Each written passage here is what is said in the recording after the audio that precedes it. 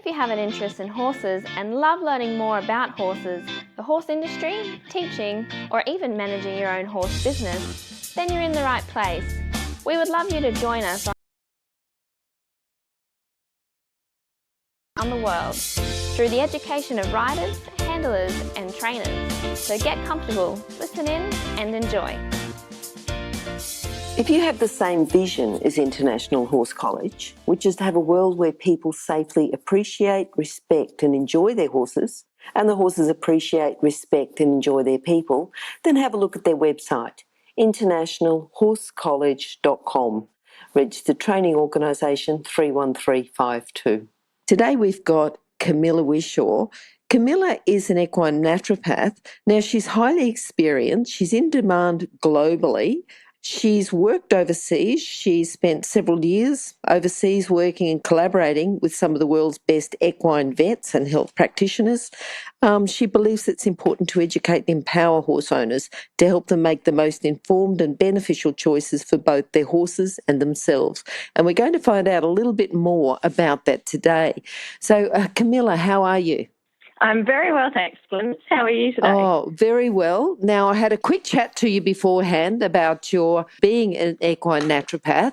Yeah. You know, we sort of talk about naturopathy and naturopathy. Yeah. So tell us a bit, before we even get started, the correct terminology, what we should be using and what, you know, is also an accepted terms. Look, most of us, most naturopaths and most of us in the industry tend to say naturopathy. Okay. But it can be a bit of a tongue twister, so you're quite entitled to say naturopathy, naturopathy. So whatever comes out easiest, and if you can say either of those without getting stuck midway through pronouncing the word, you're doing a very good job. Sometimes it's easier just to call you an equine naturopath. That's right. And that's what most people tend to do. All right. Now, Camilla, we're going to start you off with a favourite quote. What would you say? I loved "She believed she could, so she did." And we can also take a male version of that. He believed he could, so he did. But, I think "she believed she could, so she did" certainly resonates very well with me. Yes, and I think talk to a lot of people and they say, yep, you've got to, you know, there's a lot to do with mind power and to do with believing you can before anything's going to happen anyway. That's certainly right. And certainly anything with horses and in the industry, backing yourself and giving yourself the opportunities to succeed and do the very best you can be. Okay. Now, I'm going to ask you not necessarily how you started with horses, but how you got started with your naturopathy. You did a naturopath qualification and you combined it with your equine skills. How did you get the idea to do that? It was through some of my own personal health challenges. In my final couple of years of school, I got very sick. I had a virus similar to glandular fever, and sort of being the highly driven and motivated person I was, kept pushing through, didn't give my body the resources it needed to recover, and ended up developing chronic fatigue syndrome amid quite a few other things. And I had quite bad fibromyalgia, and I'd gone from being an incredibly active, energetic, athletic individual to being absolutely exhausted, bedridden and in constant pain. And there was nothing that conventional medicine could do for me. Mm-hmm.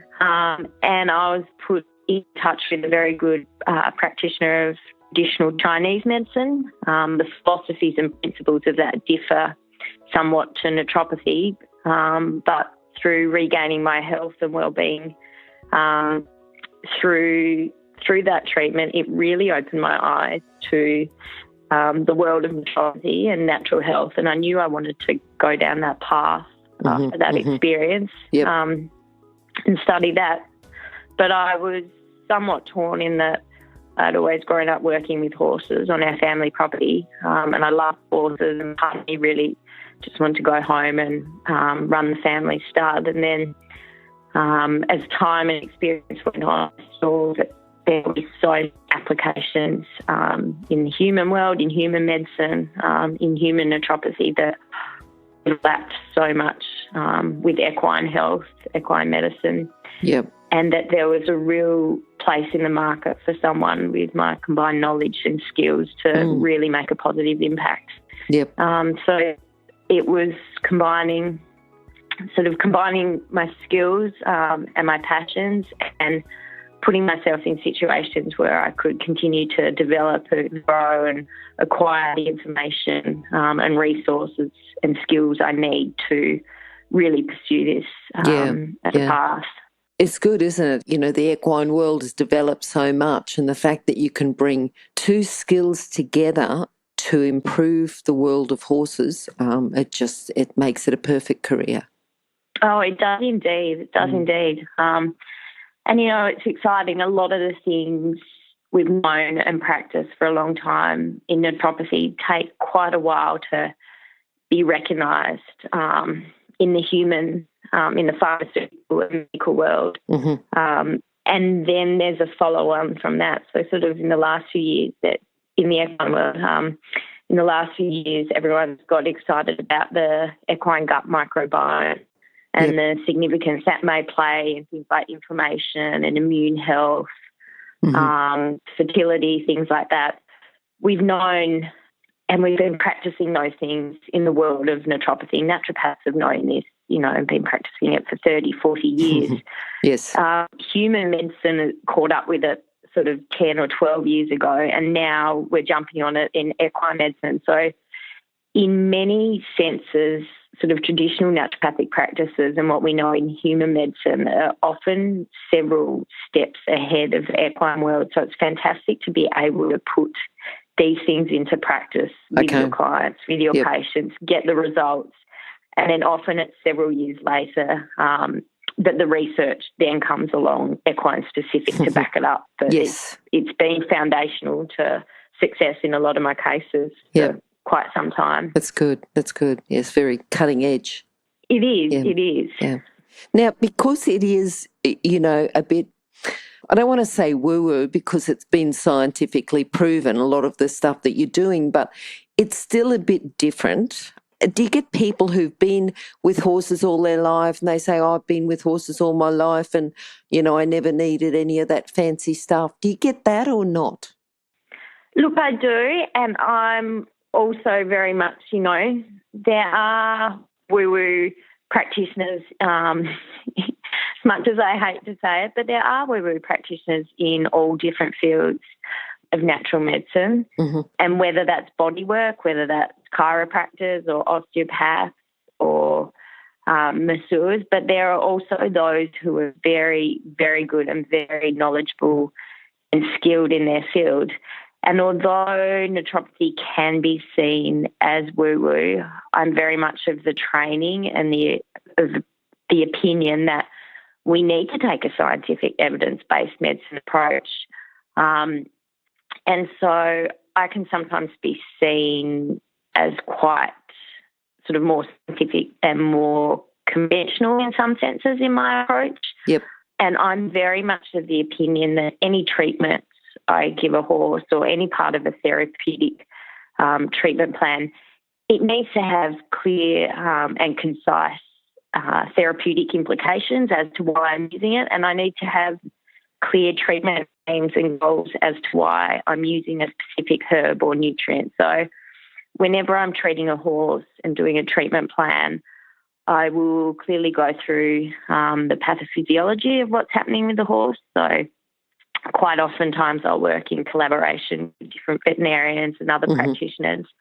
You'll have a clear understanding of the disease process or what inflammatory pathways we need to target or what's happening to the health of the joint. And then with that, I look at specific herbs and nutrients that will target those specific pathways. So rather than just going, you know, here's some devil's claw and a bit of this and a bit of that, you know, let's fix your horse, I'll go, well, we need to target the COX-2 or COX-1 inflammatory pathways. We want to downregulate arachidonic acid pathways or whatever the condition is you're treating. I get quite scientific and quite specific with it. So I think that definitely brings credibility to what I do. and certainly steers me away from being sort of a more woo-woo practitioner. I suppose thinking of our listeners, thinking, what we're going to talk about today, and they may decide to look at naturopathy or naturopathy. If they're thinking about it, they really should be going to someone who's got a scientific background, who looks at evidence-based research rather than just what they feel at the time. Is that sort of the main message there? Certainly. Okay. And often, I'll come in on cases that are quite complex. The owner's seemingly exhausted all options for treatments for their horse, and they're at wit's end. And I think we all do what we believe is in the best interest for our horses, and we want to do everything we can. And as such, owners will reach out and have tried some of the most ridiculous things, and it upsets me at times to see, out of wanting to do the best for their horse, what owners have spent and gone through without any real understanding of why they've put a supplement. And you just think, you've wasted all this money without getting anywhere, but it's not surprising you haven't got anywhere, because, how can these different applications actually really work? So Yep. I think it's very important that you have any practitioner you have has significant training and experience. For me, having a bachelor degree, I hold in very high regard, and that I'm also a professional associate member of natural medicine groups, which are very strict on their qualification requirements and your ongoing professional training and membership. That's really important to me, because a lot of alternate therapies, there's lack of regulation in the industry, so people can sort of call themselves a certain practitioner without necessarily having suitable qualifications behind them. Now, take out the equine out of naturopath. Yes. What if to someone that just says, "Are you a doctor? Are you what? Describe what a naturopath does."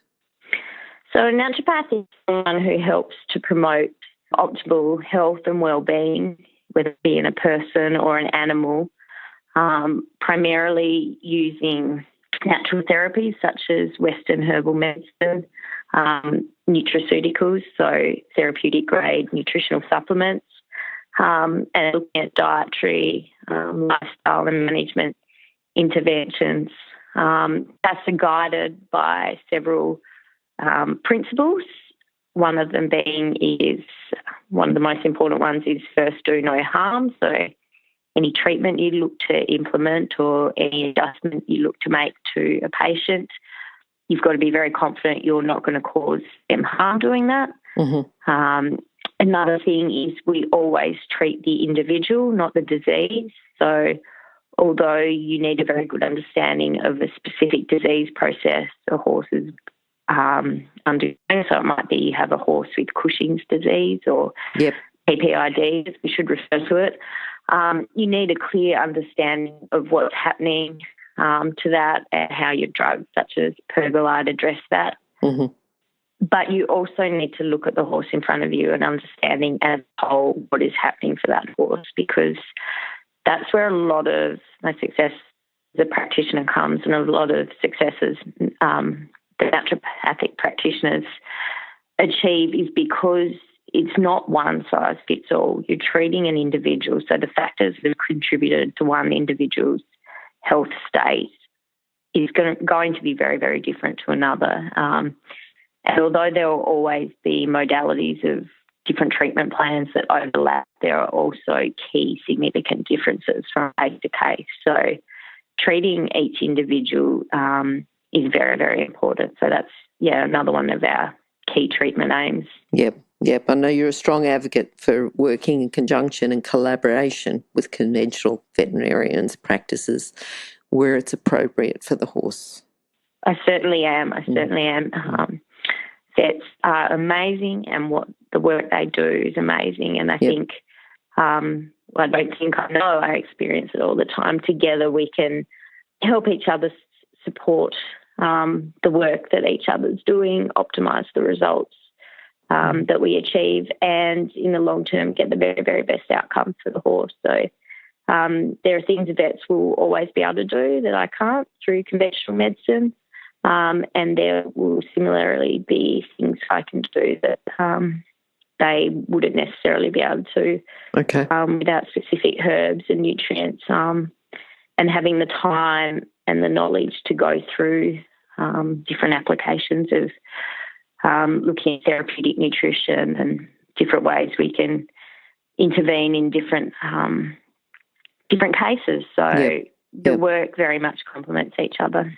If someone as a career is interested in going down this path, I mean, you're obvious about, get qualified, keep doing your research, keep up to date, stay in the professional associations. Is there anything else that you would like to say to them? Probably, as with any facet of the horse industry, I think you need to be open and willing to learn. Okay, yes. You need to be very prepared to put in the hard work. Heads down, thumbs up. Yep. I'm very fortunate in that I've also got a very strong practical background in hands-on horsemanship, and I think that has served me very, very well. It's certainly given me respect in the industry, and it's also given me an intimate understanding of, where things are naturally normal for a horse or behavioural issues, being able to read a horse and differentiate those things from, say, a horse that's not well, or just picking up on those subtle things. So I think a strong horse foundation or horse experience foundation is important. Did your foundation come from your late father? Do you think that was the main influence there? Early on, he certainly was a significant influence. Yep. He himself had no formal background or training. He was very, very much self-taught, and he got into the industry and into working with horses sort of relatively late in life, in his sort of early 20s, whereas I suppose a lot of us are lucky enough to grow up with horses from the get-go. So definitely he was an influence, although I didn't really realise how much he was at the time until I look back. And I suppose with my working background and the travel I've been able to do and the experiences I've had, I've been incredibly fortunate to have picked up so many little pearls of wisdom, different things from different people. And, a lot of these people are just, when I say just, they're not just, but they're, stud hands or strappers or people at stables or a vet tech or a vet assistant. And you learn from some of the biggest and best people in the industry, but you also pick up some of the most practical and handy little pearls of wisdom from people you'd least expect. And combining that information and those experiences together, you just develop a fantastic pool of resources. So I've been incredibly fortunate to have had great influences from all around the world, from all different levels of experience and abilities. And for that I'm eternally grateful for, and it's certainly helped to shape me into the practitioner I am. Tell us about, I'm thinking about the horses and horses that might have influenced you, but do you have a case study or a horse that you'd like to talk about that you think has helped you in your career? Certainly. There's certainly been a couple of stallions with major fertility issues. Yep. And in sensitivity to confidentiality to some of the studs I've worked with. I won't name those stallions. But one of them had significant immune complications as well as a sudden drop-off in fertility. The stud was obviously very, very concerned about his fertility levels as being an incredibly valuable stallion. So they'd tried quite a few different things, conventional medications, a few, I say in inverted commas, natural supplements with no success.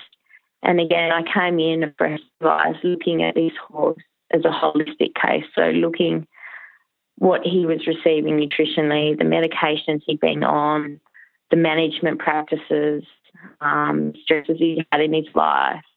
I was looking at the fact that, this horse was also overweight, which we know affects fertility through inflammation and through decreasing testosterone levels, inadvertently through increasing estrogen levels in the stallion. So pulling together all the factors of this case, long story short, was after treatment, I had him on several months of treatment leading into the stud season, went on and had his highest level of fertility ever. Wow. And this was an aging stallion. Mm-hmm. Previous to that, they'd had to limit his booking numbers were open right up. So that was a really, really satisfying case. Good. And to see the transformation in the horse himself, when I started with him, he was overweight, lacking muscle tone, was really quite cranky, just looked like a depressed fat horse. Mm-hmm. And the change in not only his character, his nature, his energy levels, his muscular tone, his skin, the chronic infections he'd been battling on and off cleared up. It was a completely rejuvenated horse in front of you. And then obviously from the stud point of view, the fact that his fertility levels went up amazingly. Yes. That was the result that we're concerned about. And obviously that was a very, very important part of the treatment. Yeah. But, that was just the icing on the cake. There have been several other stallions since too, and I think this reminds, just a nice way to remind treating each horse as an individual. Mm-hmm. All these stallions had fertility issues, but we look, as a naturopath, I look at the different elements of their fertility issues. So is it that they've got low testosterone levels? Is it that their sperm has poor motility? Is it that the sperm has poor morphology?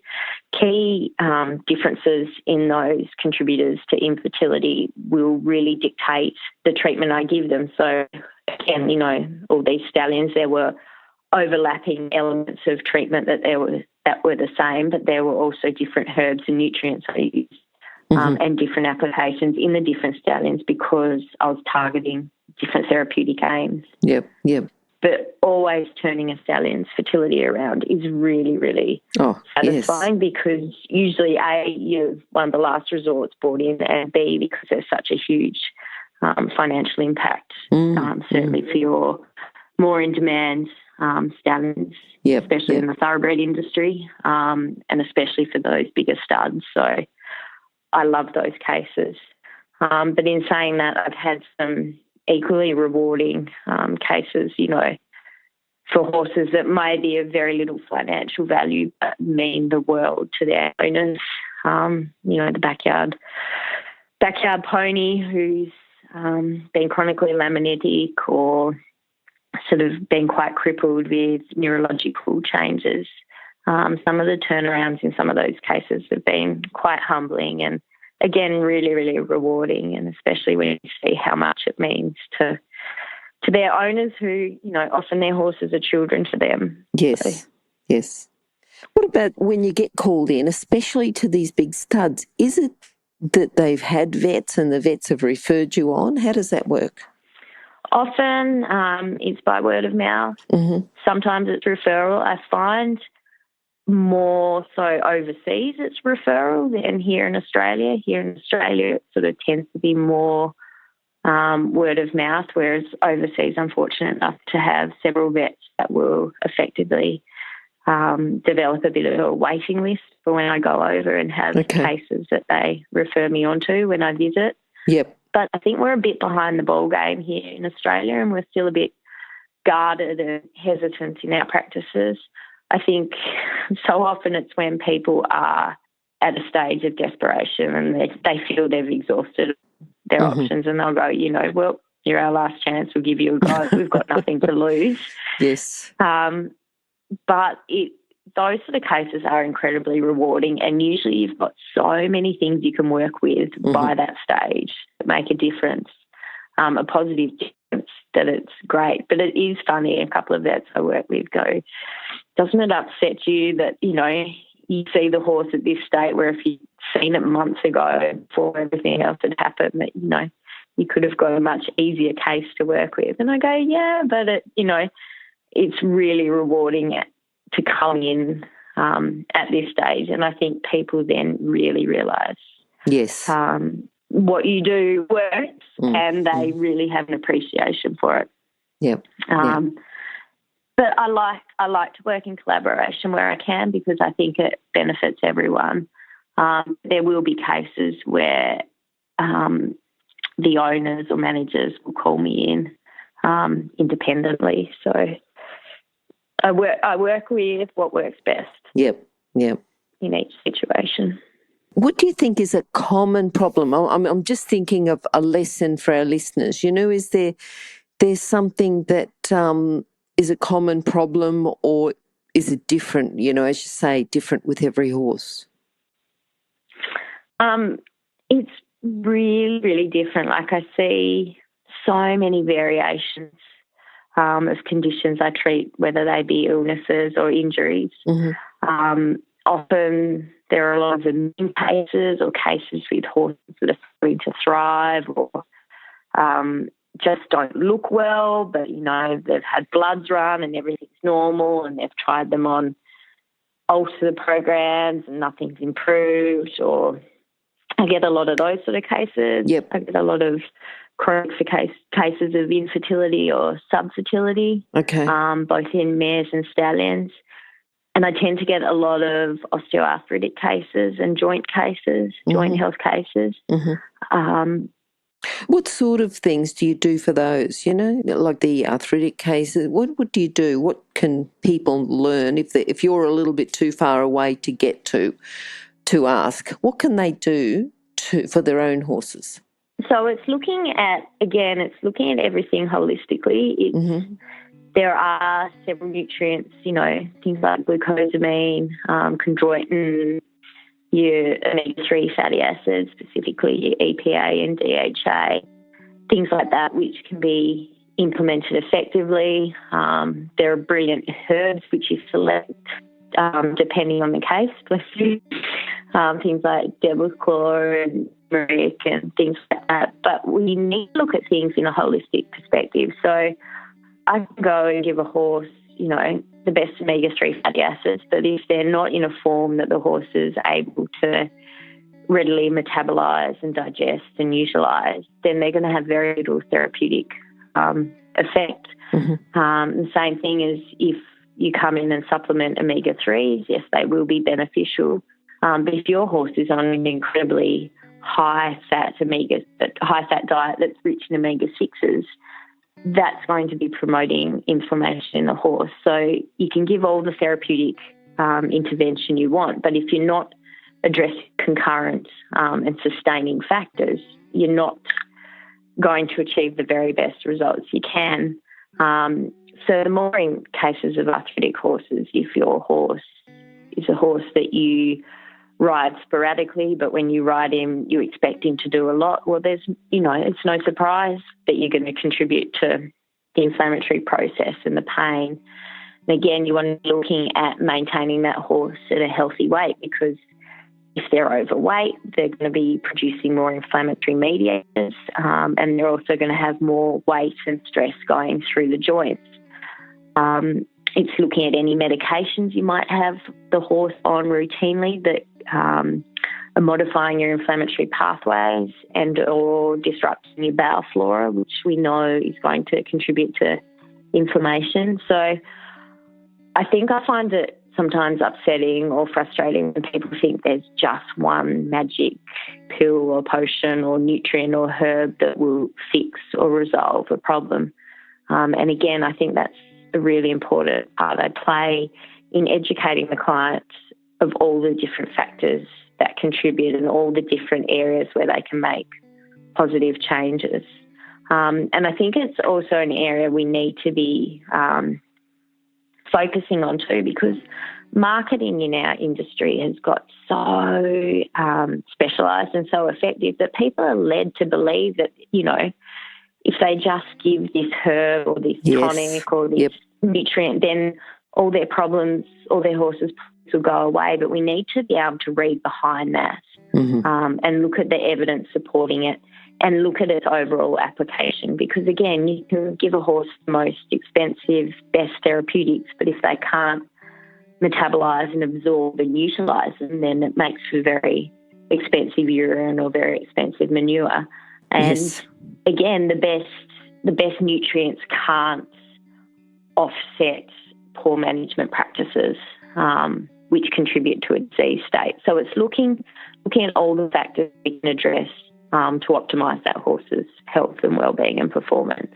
Yeah. One of my key takeaways is there's no single magic supplement or treatment, I believe, for any condition that can be sustained for long-term beneficial effects. Okay. Yeah. If you're an equestrian coach or a horse riding instructor, or even if you aspire to be one, have a look at the free video series for horse riding instructors on the Horse Chats website. Go there now, have a look, horsechats.com.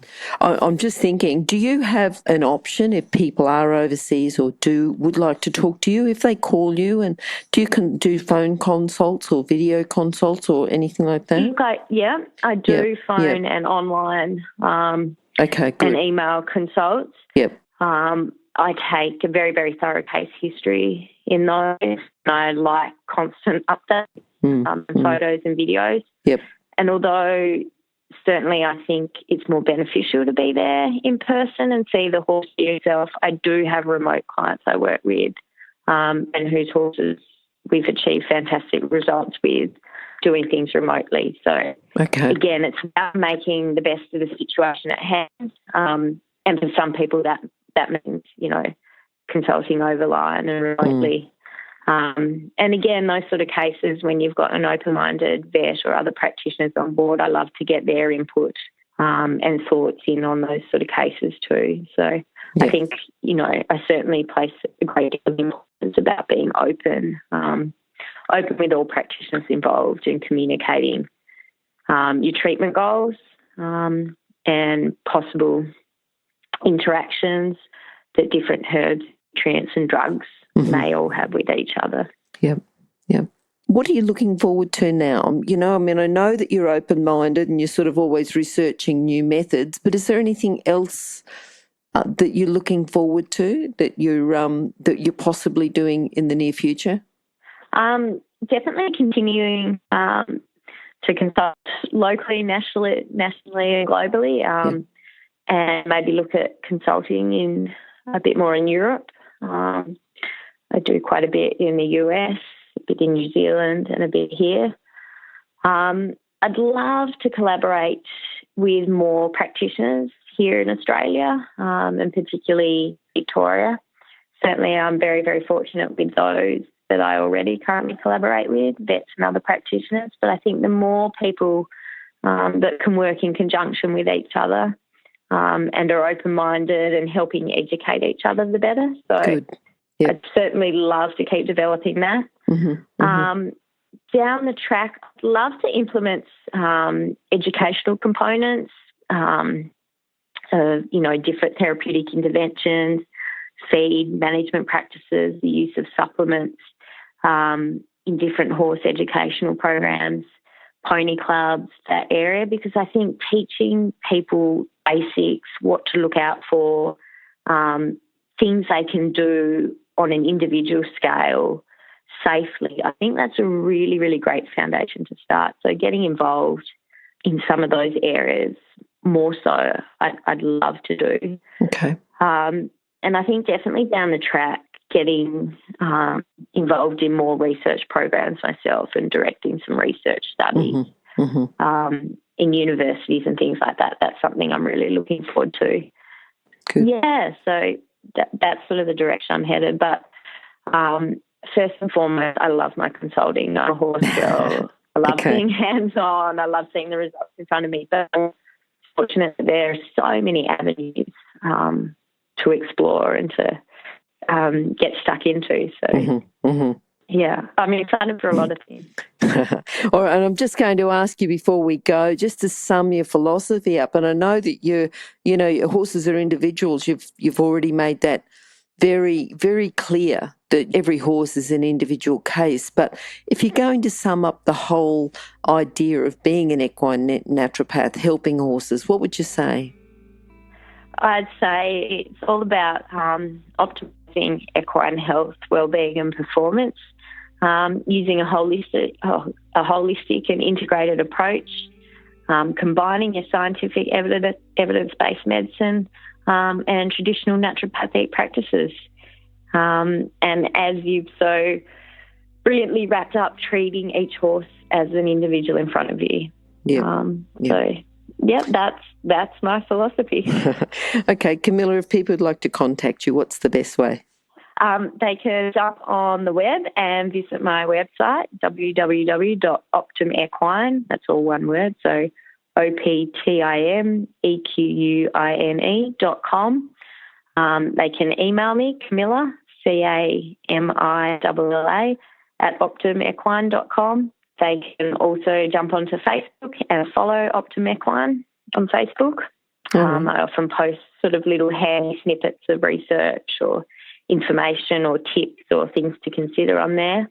And on my webpage, you will find my email and my phone number. So if you didn't write the email down, if you jump on the website, you can easily click on contact me. So, yeah, please feel free to get in touch. All right. And if you missed those details, they'll be on horsechats.com/Camilla Whishaw, or else just go to horsechats.com, search for Camilla or search for Whishaw, and you'll find those details on Camilla's page as well. Fantastic. Camilla, thank you for coming. Thank you for all that information you've given us. I think people will start to look now a little bit broader if their horses, if they need something, if something's just not working for their horses. And great to know that you do distance consults if they do need to talk to you, and they've got the contact details and everything. So thank you for talking to us today, and we hope to have you back again sometime soon to talk in a bit more depth about some of these areas. Thanks so much, Glenys. It's been fantastic. And, I look forward to talking more again soon and connecting with your fantastic audience more. So thank you very much. Thank you. Bye-bye. Bye. If you've enjoyed this chat, then please comment, rate and subscribe. If you'd like any changes or recommendations for guests, then please contact us through horsechats.com. And while you're online, have a look at the government-accredited courses at internationalhorsecollege.com. Registered Training Organisation 31352. Remember that our comments and instructions are general in nature and do not take into consideration your individual horses or your individual ability and circumstances. If you enjoyed this podcast, then please leave your comment below.